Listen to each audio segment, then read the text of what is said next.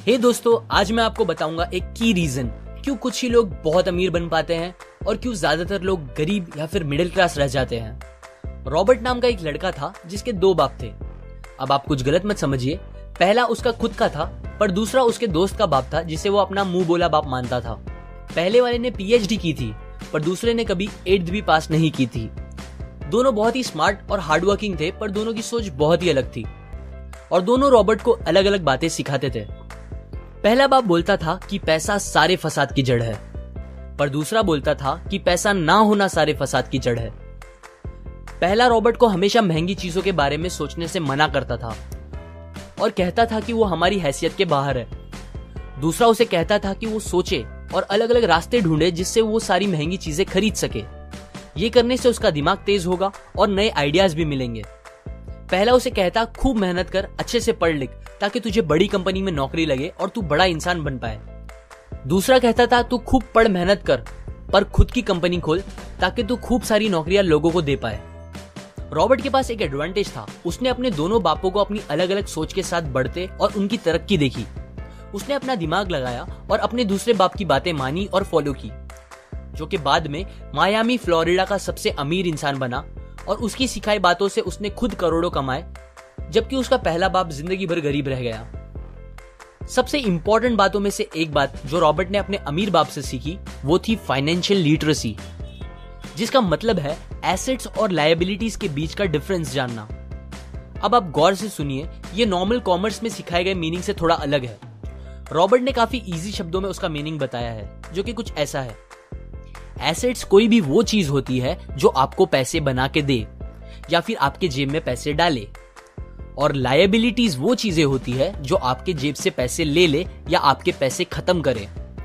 अमीर लोग इसीलिए अमीर होते हैं बिकॉज वो अपने एसेट्स बनाते हैं, जबकि मिडिल क्लास लोग बस लायबिलिटीज पे खर्च करते हैं। मिसाल के तौर पर रमेश और सुरेश नाम के दो दोस्त थे। दोनों सेम पोजीशन और सेम सैलरी पे काम करते थे। जब भी उन्हें सैलरी मिलती, रमेश अपनी सैलरी से नए कपड़े, नए गैजेट्स, नया फोन, बाइक या कार ऐसी चीजें खरीदता था जो उसे अमीर जैसा फील कराती थी।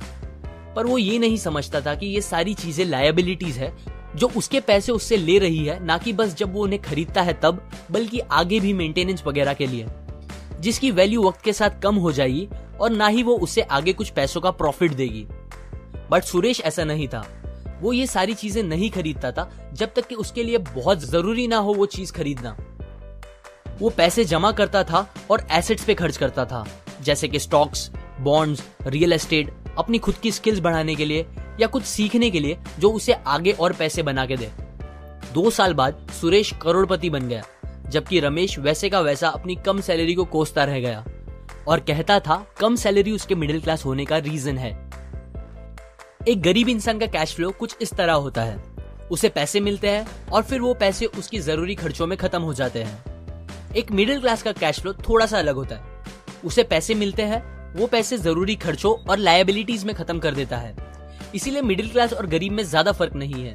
मोस्टली मिडिल क्लास लोगों को लगता है उनका घर उनका एसेट है, पर ऐसा नहीं है।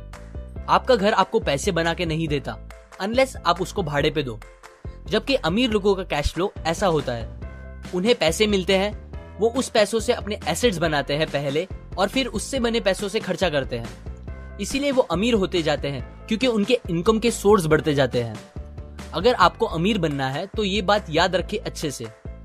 इस बात से फर्क नहीं पड़ता कि आप कितना कमा रहे हैं, बल्कि आप उन पैसों को कैसे और कहां खर्च कर रहे हैं, ये इंपॉर्टेंट है। आपको कंज्यूमर की सोच से बाहर आकर इन्वेस्टर की सोच अपनानी पड़ेगी। लोग कंप्लेन करते हैं उनकी खराब कंडीशन का रीजन उनकी कम सैलरी है और सैलरी बढ़ेगी तो वो आराम से रहेंगे। पर प्रॉब्लम ये है कि इनकम बढ़ने के बाद लोगों के खर्चे ज्यादा बढ़ जाते हैं, क्योंकि ज्यादा पैसे ज्यादा अच्छी चीजें खरीदने पे मजबूर करता है, जैसे कि एक बेहतर फोन, कार, घर, जो कि सब फिर से बस लायबिलिटीज है जो आपको कभी अमीर बनने नहीं देगी। ये बातें मैंने रॉबर्ट कियोसाकी की book rich dad poor dad से पढ़ी है, जो वो पहली बुक थी जिसने मेरी सोच चेंज की और बेहतर बनाई। अगर आपको ये बात